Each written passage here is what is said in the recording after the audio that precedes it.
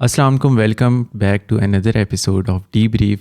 My name is Faisal Khan और आज मैं पहली दफ़ा होस्ट कर रहा हूँ और आज हमारे साथ पैनल पे हैं अफीरा फिरदौस। कैसी हैं आप? अस्सलाम वालेकुम Faisal, all the best. Thank you. और आज हमारे साथ हैं युसरा मुर्तज़ा। कैसी हैं आप युसरा? मैं ठीक हूँ फैसल, आप कैसे हैं? मैं ठीक अल्हम्दुलिल्लाह। अच्छा, न्यूज़ पे जाने से पहले हम आज डिस्कस करेंगे Comments? कमेंट्स अच्छा कमेंट्स, हाँ, मतलब कमेंट्स इतने को खास नहीं है ना, सेंस कि कमेंट्स बहुत ज़्यादा थे भी नहीं जिसमें से हम बहुत सारी चीज़ें डिस्कस कर सकते, बट एक बहुत लंबा चौड़ा कमेंट है जो स्टार्ट ही गलत हुआ हुआ है। युसरा आप उसको स्टार्ट नहीं, सारा मत पढ़ो, वो तो 5 मिनट ले लेगा, बट वाली कुछ लाइंस पढ़ दूँ? हाँ, जस्ट फॉर रेफरेंस तो बात क्या हुई भी है।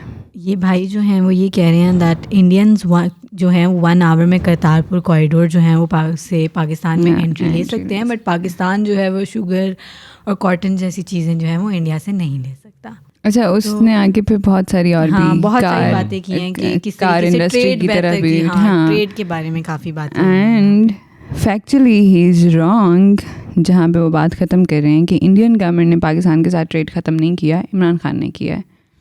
दिस इज़ नॉट राइट, क्योंकि इमरान खान को आए हुए जितना भी टाइम हुआ है उसमें रिपीटेडली इमरान खान कहते रहे हैं कि जी बात करें, लेट्स टॉक। ठीक है, आप जब बात ही नहीं करेंगे तो ट्रेड कैसे होगा भाई? मतलब हम आपस में बात ही नहीं कर रहे तो ट्रेड कैसे होगा? एंड सेकेंडली, जो करतारपुर कॉरिडोर वाली चीज़ है वो तो पाकिस्तान का एक अच्छा डिप्लोमेटिक मूव है कि हाँ, पाकिस्तान ने रिलीजियस टूरिज़म के अंडर मतलब ये कॉरिडोर खोला है। ठीक है, जो 1.5 साल से बंद पड़ा था क्योंकि इंडियन गवर्नमेंट नहीं परमिट कर रही थी लोगों को यहाँ आना। ठीक है, और मतलब थोड़ा सा मुझे लग रहा था कि फैक्चुअली हाँ थोड़ा सा इशू था इस कमेंट में। बट खैर इसके अलावा तो कुछ इतने ज़्यादा कमेंट्स नहीं आए थे, लोगों ने इतना इंगेज नहीं किया था, which is very wrong. You guys should comment more, you guys should let us know about your opinions जो भी टॉपिक डिस्कस होते हैं। चलें। अच्छा, अभी अफीना ने बात की कि जो रिलीजियस टूरिज़म की बात की, तो उससे मेरे माइंड में ना 2-3 और वर्ड इससे रिलेटेड है। एक तो रिलीजियस टूरिज़म, फिर मेडिकल टूरिज़म आता है, उसके बाद हम स्पोर्ट्स इंडस्ट्री को ले लें, उसका भी टूरिज़म में आ जाता है। तो पाकिस्तान में हम काफ़ी अरसे से देख रहे हैं कि इस पे काम भी हो रहे हैं। जिस तरह करतारपुर कॉरिडोर इमरान खान का अच्छा इनिशिएटिव था, और इसके अलावा हम मेडिकल टूरिज़म पे भी जब हमने पॉडकास्ट किया था फैसल सुल्तान के, तो वो भी बार बार फोकस कर रहे थे इस पे कि हम मेडिकल टूरिज़म में और चीज़ें लानी चाहिए।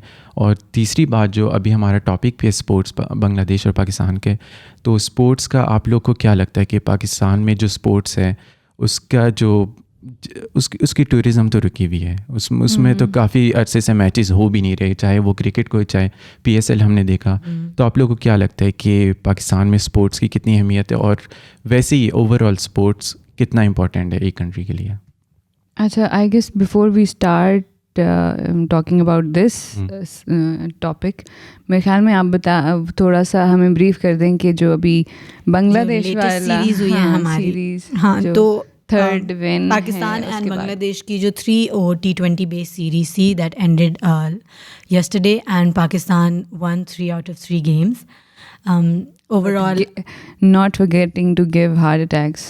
Yes, which I was coming to कि लास्ट वाला मैच जो कल ही हुआ है उसका तो लास्ट ओवर बहुत ही ज़्यादा बहुत ही थ्रिलर हो गया, और एकदम से वक्त बदल गए थे, जज्बात बदल गए थे। 2 आउट थे, फिर 3 आउट हो गए, एंड देन छक्का लग रहा है, फिर आउट हो रहा है, नवाज़ पीछे हट गया, आउट है नहीं है, वही कंट्रोवर्सी जो बन रही है। तो इट वाज वेरी थ्रिलिंग। और अब वरना आप सोचो जब, क्योंकि हम तो कल के टाइम पे जब मैच हो रहा था we were in the office, so हम नहीं फॉलो कर सके प्रॉपर्ली, वो फॉलो नहीं कर सकते थे, बट हाइलाइट्स देखी। And the moment I sat down कि वो जब मेरा भाई मुझे लेने के लिए आया और उसने बोला देखा तुमने लास्ट ओवर में क्या हुआ, निकल क्या हो गया, और उसने मुझे बॉल बाय बॉल समझाया। उसने बोला first ball dot, second ball out, third ball out, अब इफ्तिखार आया, छक्का लगा, अगली बॉल उड़ा दिया, आउट हो गया, नवाज आया, नवाज पीछे हट गया, और फिर वो चौका लग गया। खैर तो अगर आप ओवरऑल सीरीज़ की बात करें ना, तो उसमें भी बहुत सारे पॉइंटर्स निकलते हैं टू लुक एट कि आप क्या चीज़ बेहतर कर सकते हो, क्या गलत था, क्या नहीं गलत हुआ. But positive side if we look at which we should every time, तो वो जो एक आप लोग भी देख रहे होंगे कि बहुत ज़्यादा अब इंस्टाग्राम और सोशल मीडिया पे आने लगा है that in our last 9 or 10 matches we had every time we have a different match winning performance, people who were struggling at one point, फिर उन्होंने अपनी गेम स्टेप अप की और उन्होंने भी मैच जिताया. For example Haider Ali played really well last match में. उससे पहले नवाज हसन अली पे जो बात बन रही थी वो हुआ. Then Fakhar also played in the match against Australia, though we lost it, but उनकी परफॉर्मेंस उसमें बहुत अच्छी रही. Then we also saw Wasim junior play in, and then उन्होंने कितनी अच्छी बॉलिंग की. और फिर हमने कल जो शाहनवाज वो उसका दहानी का वो हुआ डेब्यू हुआ, बहुत अच्छा रहा. फर्स्ट ओवर में wicket, it's a huge thing, international wicket मिलना. क्योंकि आपका फर्स्ट मैच है, नेचुरली प्रेशर बहुत ज़्यादा होता है. And he was bowling in replacement of Shaheen Shah Afridi, क्योंकि हमेशा आप देखें कि शाहीन शाह अफरीदी आपके लिए ओपन करते हैं with the new ball, so everybody has that mind कि अच्छा चलो शाहीन आने वाला है तो ये होगा. दहानी यू डोंट नो, अभी लोगों को भी नहीं पता, तो ही वॉज रियली गुड वो भी. And then Usman Qadir was really good, उन्होंने भी 2 विकेट्स ली हैं, उनको भी मौका मिल गया खेलने के लिए. तो आई बिलीव सबको मौका मिला, सबने खेला इस पूरी सीरीज़ में. जो हम वर्ल्ड कप में कह रहे थे कि टीम में थोड़ी चेंजेस होनी चाहिए थी, obviously they had something in mind कि हम वर्ल्ड कप में एक ही विनिंग वो लेके चलें.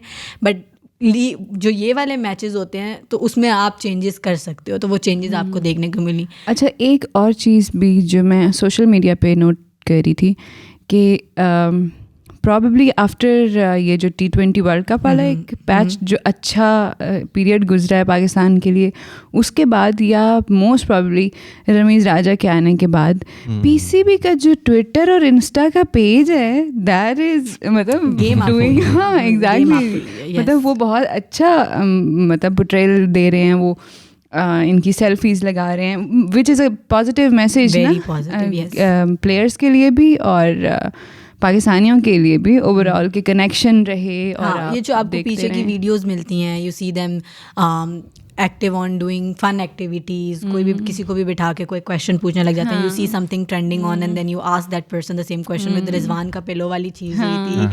एंड देन बाबर आजम की भी रिसेंट वीडियो आई थी, वही talked about most ask Google questions, जो कि बहुत ट्रेंड कर रही थी.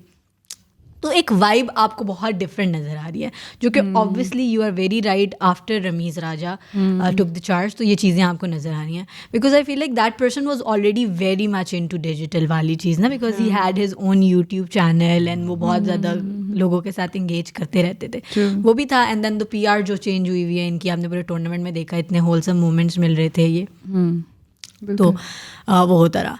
बट खैर ओवरऑल अच्छी रही हमारी सीरीज़ अभी आने. और जो क्वेश्चन आप पूछ रहे थे ना फैसल कि आपको क्या लगता है कि पाकिस्तान में होगा, वो तो obviously there were very unfortunate times that we couldn't play cricket. हमने प्लान की हुई थी यहाँ पे, लेकिन आपकी टूरिज़म नहीं आ सकी. लेकिन आगे प्लान्स हैं, hopefully if everything works out तो इंशाल्लाह टीम्स आएंगी, वेस्ट इंडीज़ आएगी, ऑस्ट्रेलिया आएगी, PSL पाकिस्तान आएगा, और वो चीज़ें होती रहेंगी. फिर हम चैम्पियंस ट्रॉफी भी इंशाल्लाह होस्ट करेंगे, एशिया कप वाली भी चीज़ होगी. तो क्रिकेट का सीन सेट है. If you talk about sports journalism, तो there is more to sports, not just cricket if you look at it. तो क्रिकेट का तो सीन सेट है, बट ये है कि क्योंकि आवाम को दिखता वो स्पोर्ट्स ज़्यादा है ना, उसमें एडवर्टाइजर्स का पैसा इतना ज़्यादा लगा हुआ है that you see that on every news channel, that you see everybody talking about that sports. तो हमारे यहाँ बहुत बड़ा मेजर चंक स्पोर्ट्स जर्नलिज्म में क्रिकेट ले लेता है. अच्छा, आपकी बात बिल्कुल ठीक है, बट मेरे ख्याल में जहाँ तक आपकी क्वेश्चन था ना कि भाई अगर मैं प्रॉपरली समझ पाई हूँ, तो इट्स अबाउट कि हम we are only focused on one sport which is cricket, ठीक है, और बाकी चीज़ों को हम उतना ज़्यादा नहीं इम्पोर्टेंस दे रहे होते. जैसे हमारा नेशनल स्पोर्ट्स, ठीक है, ऑलमोस्ट डिस्ट्रॉयड, ठीक है. स्क्वॉश में हम चैम्पियंस थे, ठीक है, 90s तक बॉक्सिंग में चैम्पियंस थे, ठीक है. तो वो सारी चीज़ें बिल्कुल पीछे चली गई हैं, ठीक है. मुझे पर्सनली ऐसा लगता है कि गवर्नमेंट की प्रायोरिटीज़ और आप कितना फ़ंड लगा रहे हैं. हम ओलंपिक्स की बात करते हैं, जब ओलंपिक्स हो भी कुछ अर्सा पहले जब मतलब ऑर्गेनाइज हो रहे थे, तभी हम लोगों ने पॉडकास्ट में ये बात की थी कि आप बात करते हैं कि हम ओलंपिक्स में मेडल नहीं जीत रहे, ठीक है, आप अपने आसपास देखें और आप ये बताएं कि लोकल सतह पे कितने ग्राउंड्स या आपको प्लेटफॉर्म्स मिलते हैं जहाँ पे बच्चे खेल सकें, ठीक है, क्योंकि अगर आप चाइना और यूएस की नॉर्मली आजकल वो कंपटीशन चल रहा होता है कि किसके सबसे ज़्यादा गोल्ड मेडल्स हैं, ठीक है, तो अगर आप इन दोनों नेशंस की स्ट्रैटेजी को देखो, इकोनॉमी भी ऑब्वियसली, बट आप स्ट्रैटेजी को देखो तो वो अपने प्रोडिजीज़ को प्रमोट करते हैं, ठीक है, 4-4 साल के बच्चे एकेडमीज ज्वाइन करते हैं और फिर वो उस तरह से उनका करियर बिल्ड अप होता है, ठीक है, फॉर ओलंपिक्स, ठीक है। तो आपने बच्चे को अपॉर्चुनिटी भी दी है, ठीक है, टैलेंट तो ऑब्वियसली है और पाकिस्तान में टैलेंट की तो बिल्कुल भी कमी नहीं है, बिल्कुल भी नहीं। नॉट ओनली अबाउट क्रिकेट, मतलब हर तरह की स्पोर्ट्स में आप लियारी चले जाएं, फुटबॉल के आपको ऐसे मतलब प्लेयर्स मिलेंगे, ठीक है, बॉक्सिंग के भी एग्जैक्टली आप कोयटा वाली साइड पे चले जाएं, बॉक्सिंग एंड फुटबॉल के, तो टैलेंट का इशू नहीं है। मुझे पर्सनली ऐसा लगता है कि फंडिंग के प्रॉब्लम्स हैं, बच्चों को कोई फंड नहीं कर रहा होता तो उनको आगे जाने का मौका नहीं मिल रहा होता, और हमारी किसी भी स्टेट लेवल पे, गवर्नमेंट या प्रोविंशियल लेवल पे, क्योंकि अब वो ब्रेक डाउन 18वीं तरमीम के बाद प्रोविंसेस के पास चला गया स्पोर्ट्स वाला भी जो सेक्शन है, तो वो प्रायोरिटी में है ही नहीं। अगर आप इस्लामाबाद से बाहर निकल के देखें तो आपको कितने ग्राउंड्स दिखते हैं। अच्छा, हम लास्ट टाइम जो वर्ल्ड कप जीते थे, जो फीरा कह रही कि हम लास्ट टाइम कप जीते थे, तो वो हम 1992 में हॉकी का जीते थे और ओलंपिक में। Oh my God, 1992 like 29 years now। हाँ, किसको पता है कि समीउल्लाह कौन है और ज़काउल्लाह कौन है, और भी इतने हमारे हीरोज़ हैं जिसको हम भूल गए। हमारे पाकिस्तान स्पोर्ट्स बोर्ड को तकरीबन 440 मिलियन मिलते हैं, और अगर बात की जाए ना तो जापान और कनाडा, इनके प्लेयर्स अगर ओलंपिक्स में जाते हैं ना तो $1 to $2 million इनको मिलते हैं, और हमारे पूरे स्पोर्ट्स के पूरे ईयरली का बजट ये होता है। तो और भी इतने हमारे हीरोज़ हैं, जैसे कि हुसैन शाह जो थे 88 में, उन्होंने भी ब्रॉन्ज जीता था, उनके बेटे भी जो मूवी भी बनी थी। जी, मूवी भी बनी थी। इसके अलावा हमारे पास स्नूकर की बात की जाए, वो भी मतलब उसको इतना प्रमोट नहीं किया जाता। और अभी रिसेंटली न्यूज़ आप लोगों ने देखी होगी, जो निसार अहमद थे, वो जो पराठे बनाते थे, तो उन्होंने भी काफ़ी मेहनत की किक बॉक्सिंग में, और वो अब उन्होंने स्पॉन्सर किया, आई गेस इमरान इस्माइल ने किया उनका स्पॉन्सर, तो वो अब फाइनली जा रहे हैं रशिया। और सिर्फ उन्होंने स्पॉन्सर किया, लेकिन हमारी जो हमारे अपने लोग हैं वो भी स्पॉन्सर करना चाह रहे हैं उनको। वो भी चाह रहे हैं कि हमारे जो छोटे हीरोज़ हैं वो मतलब जाएं, बड़े प्लेटफॉर्म पे जाएं और वो परफॉर्म करें। अच्छा, तो मैं भी यही उम्मीद रखता हूँ, होप रखता हूँ कि हमारे जितने डाइंग स्पोर्ट्स हैं वो फाइनली। इसमें मैं एक पॉइंट ऐड करना चाहूँगी, जस्ट फॉर द ओपिनियन। कुछ लोगों के ओपिनियंस ये भी होते हैं, एंड सम व्हाट मैं भी इस पे थोड़ा सा बिलीव करती हूँ कि ऑब्वियसली जब हम बात करें ना कि ग्राउंड्स नहीं हैं, and then we have limit, जो फंडिंग है हमारी वो बहुत पूरे साल की इतनी है जितनी लोगों को मिल रही होती है, और हम पॉलिसी लेवल पे हम इन्वेस्ट नहीं कर रहे, which is true. But I also believe that private sector का रोल बहुत ज़्यादा होना चाहिए इन bringing awareness or giving limelight to these sports, because we all live in a very capitalistic world. तो आप जब तक आपको दिख नहीं रहा होता ना कि वापस आ रहा है, तो कोई इन्वेस्ट नहीं करना चाह रहा होता अपना मिलना, राइट? आपने अपनी बात में अपनी बात का जवाब दे दिया कि we are living in capitalistic world. तो प्राइवेट सेक्टर क्यों इन्वेस्ट करेगा जब उसे पता है कि बट वो इंसेंटिव ही नहीं है, ठीक है, and but at the same time जब स्टेट नहीं क्रिएट करना, लेकिन जब एट द सेम टाइम कोई एक बंदा विद अपनी मेहनत आगे आ जाता है, then everybody wants to invest in that person, right? ऐसे ही हमने देखा है विद जो अभी इस तरह से आपको एड्स मिल सकते हैं, उस तरह से वो पैसा वापस आने के चांसेस ज़्यादा होते हैं। ऑब्वियसली नीचे हमारे ग्रास रूट लेवल्स पे हमें बहुत ज़्यादा फंडिंग की ज़रूरत है। जब तक आप नहीं प्रमोट करोगे वो नहीं होंगी। बट आई ऑल्सो बिलीव कि अगर आप प्राइवेट सेक्टर्स वाले अपना वो इंटरेस्ट निकाल के कर लेना। PSL में भी तो प्राइवेट सेक्टर ही अब शहरों को आपस में के एक वो एक्साइटमेंट क्रिएट कर रहा है ना, तो लोग देखना चाह रहे हैं कि अच्छा मैं इस्लामाबाद से हूँ, तुम लाहौर से हो, आओ मैच खेलते हैं। तो this can be in every sports, अगर आप एक एक्साइटमेंट का लेवल इग्नाइट कर दें उनमें, which is obviously you are right in saying कि कैसे उनको पता चलेगा कि इस उनको रेवेन्यू मिल रहा है नहीं मिल रहा, जब तक कुछ हमें होता नज़र ही नहीं आएगा। हमें तो पता ही तब चलता है जब कोई बंदा सामने आता है हमारे न्यूज़ में कि अच्छा इस ओलंपिक्स में भी तो यही हुआ है ना, हमारे 2 अच्छे मतलब जो प्लेयर्स निकल के आए हैं, तो जब वो वहाँ पे जाके खेले हैं तो फिर पता चला कि ओ अच्छा Talha Talib and the other क्या है वो। And I think schools and educational institute should also sponsor children. हाँ बिल्कुल, क्यों नहीं करते? Because if I think about when I was in school Afeera, we were playing softball, we were playing football, we were playing cricket, we were playing you name the sports and we were playing that. But why is that कि वो वहीं पे ख़त्म हो जाती है? अच्छा ये भी मतलब अपॉर्चुनिटी की बात है ना, अच्छे स्कूल में आप पढ़ रहे हैं तो आपको वो अपॉर्चुनिटी मिल रही है। आप सरकारी स्कूलों में चले जाएं, वहाँ पे हाल देखें, मतलब वहाँ पे तो बच्चों को वो अपॉर्चुनिटी नहीं है। ठीक है, मैं सरकारी स्कूल में पढ़ी हूँ और एक बहुत छोटे टाउन में। ठीक है, वहाँ पे शुरू में वॉलीबॉल हुआ करती थी जो मेरे हाई स्कूल जाने तक ऑलमोस्ट ख़त्म हो चुकी थी। एंड जो उसके बाद बैडमिंटन हुआ करती थी, वो भी ऑलमोस्ट बिल्कुल ख़त्म हो गई थी। एंड बच्चों को जिनको स्पोर्ट्स की बेस पे एडमिशन्स मिलने होते थे, ठीक है, वो बस इक्का दुक्का 2-3 बच्चे होते थे, ठीक है, जो कॉलेज में स्पोर्ट्स की बेस पे। ठीक है, तो वो डिस्ट्रिक्ट लेवल के बाद उसके बाद कोई इस तरह का सिस्टम नहीं है कि वो बच्चा प्रमोट होके आगे जाए। बट तो होना चाहिए। हाँ, which you see in foreign countries that बच्चों को तो स्पोर्ट्स कोटे पे ही मिल रही होती है। They are going to universities, they are going to colleges, और आप एक स्पोर्ट्स की बेसिस पे आप आगे आला तालीम हासिल कर रहे हो, या फिर आपके स्पोर्ट्स को फंड किया जा रहा है, आपको एक टीम प्रोवाइड की जा रही है जिसके साथ आप खेल सकते हैं, ट्रेन कर सकते हैं।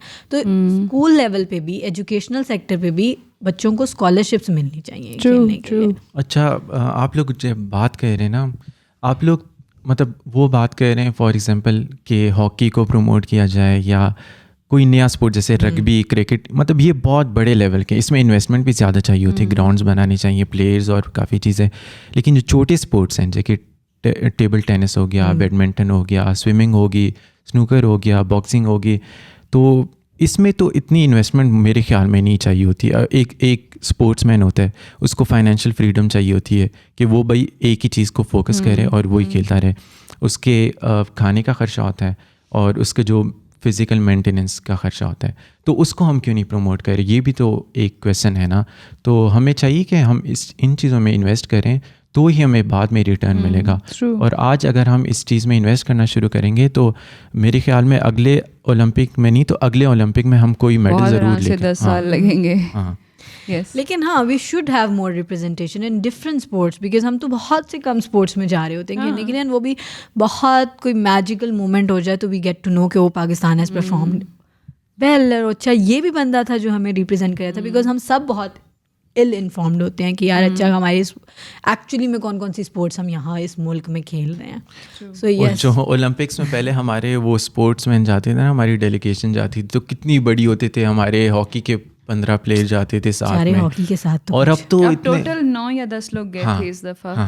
टोटल 9 या 10 का डेलीगेशन था। तो I think people unfortunately listening to this, or people who are the stakeholders of these things, they should work on sports more. तो अच्छा, moving on to next news, Asma Jahangir conference Afeera, yes, क्या हुआ था उसमें? अच्छा जी, 3rd आसमा Jahangir conference हुई है अभी 20th and 21st को। पिछले 2-3 दिनों में आप लोगों ने तो कुछ चीज़ें ट्विटर पे ट्रेंड होते हुए भी, AJF कॉन करके ट्रेंड हो रहा था जी, होते हुए भी देखी होंगी।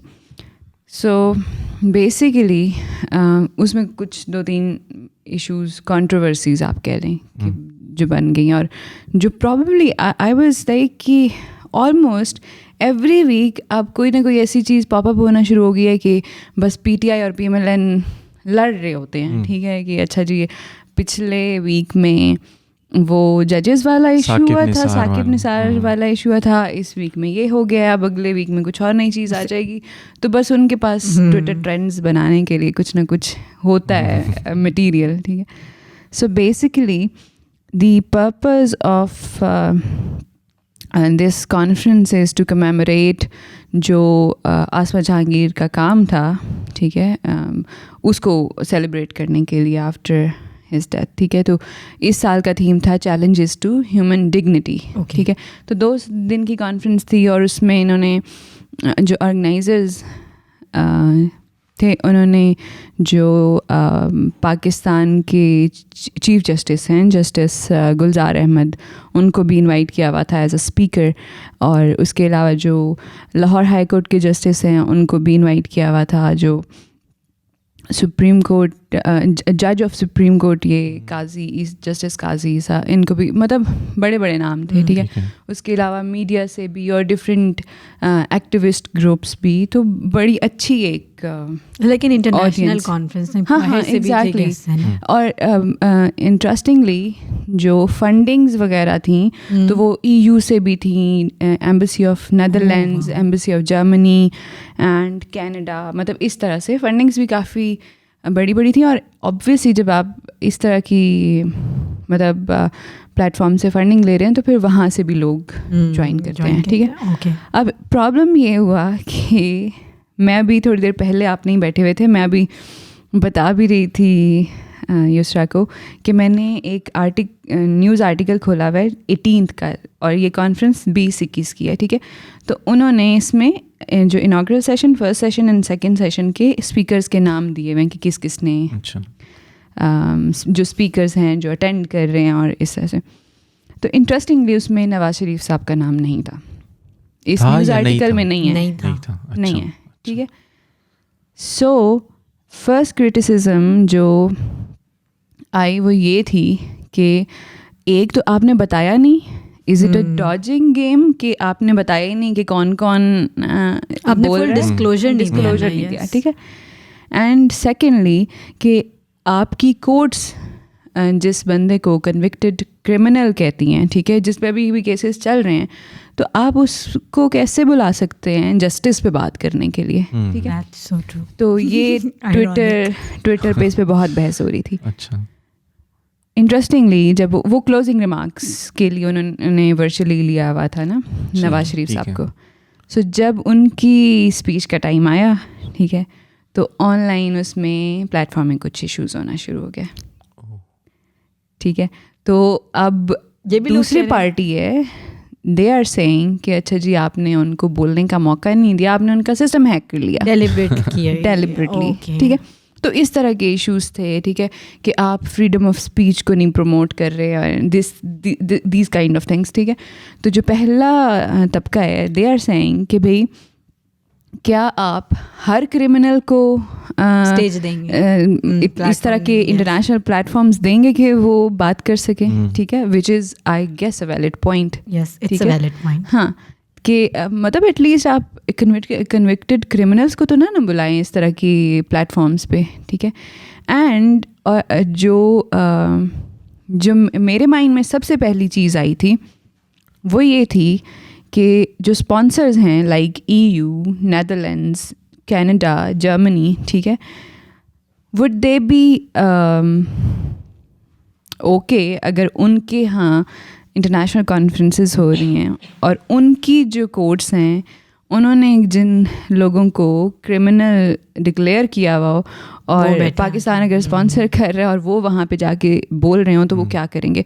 खैर फिर बाद में ये चीज़ें आना शुरू हो गई कि क्योंकि वही बात कि उन्होंने प्रॉपर लिस्ट ही नहीं दी हुई थी जो ऑर्गेनाइजर्स थे, तो कुछ जो एम्बेसीज़ के लोग थे दे वर सेइंग कि हमें मालूम ही नहीं था कि क्लोजिंग रिमार्क्स किसने देने, विच इज़ एन अदर मतलब सरप्राइजिंग पार्ट फॉर मी, क्योंकि मैं एक थिंक टैंक में काम करके आई हूँ और हम लोग इस तरह की कुछ मतलब ये तो बहुत बड़ी कॉन्फ्रेंस है, ठीक है, हम लोग नेशनल कॉन्फ्रेंस भी अगर ऑर्गेनाइज करते थे वहाँ पे सेमिनार्स वगैरह तो हमें प्रॉपर स्पीकर्स की लिस्ट भेजना होती थी अगर कोई एम्बेसी साथ में काम कर रही है. And I feel like it's a very big failure on the part of organization, जिन्होंने ये ऑर्गेनाइजर्स के पार्ट पे कि यार आप पूरा डिस्क्लोज कर दो ना फिर के, because you obviously you are giving people the reason to talk about it because you not have done everything on the first और मुझे ये चीज़ भी फील हो रही थी कि जो चीज़ अब मतलब कॉन्फ्रेंस में बहुत सारी अच्छी चीज़ों पे भी बात हुई होगी, ठीक है. जैसे मैं अभी यहाँ पे देख रही थी कि वायलेंस अगेंस्ट वेमेन पे भी बात हुई है एक सेशन में, ठीक है. इसके अलावा कॉन्फ्लिक्ट इन कश्मीर, इस पे भी बात हुई है, ठीक है. जिन पे बात एक्चुअली होनी चाहिए, ठीक है, जिन पे अगर आप इंटरनेशनल कॉन्फ्रेंसेस कर रहे हैं तो दुनिया को इन चीज़ों के बारे में पता होना चाहिए कि पाकिस्तान में इस तरह के इश्यूज़ पे क्या काम हो रहा है, ठीक है. तो अब उस पे कोई बात नहीं कर रहा, ठीक है. आपने एक फजूल सी रीज़न दे दिया लोगों को आपस में लड़ने की, ठीक है. और जो सब्सटेंटिव चीज़ है, सब्सटेंस है, वो दब गया और उसके बारे में कोई बात नहीं कर रहा, which is usually happens with a lot of seminars and organize और चीज़ें जो इस मुल्क में होती रहती हैं और उसमें फिर कुछ एक पॉइंट निकल आता है जिस पे लोग फिर ज़ेर बहस वो चली जाती हैं बातें, और जो मेन पॉइंट्स होते हैं वो हमेशा दब जाते हैं, उन पर कोई बात नहीं कर रहा होता. सो ऑब्वियसली अच्छा, तो मतलब इसमें दो पॉइंट्स हैं कि एक तो कॉन्फ्रेंस आसमा जंगी जो जस्टिस के लिए बहुत उन्होंने काम किया, वुमेंस राइट के लिए बहुत काम किया, और एक तो ये पॉइंट है कि ऐसे बंदे को बुलाना जो कि कोर्ट उसको कन्विक्ट करता है कि ये क्रिमिनल है. You are talking about justice. हाँ, लेकिन दूसरी बात ये कि फ्रीडम ऑफ स्पीच की हम जो बात कर रहे थे. अच्छा, इंटरनेशनल कॉन्फ्रेंस हो गया, I am sorry if somebody feels offended.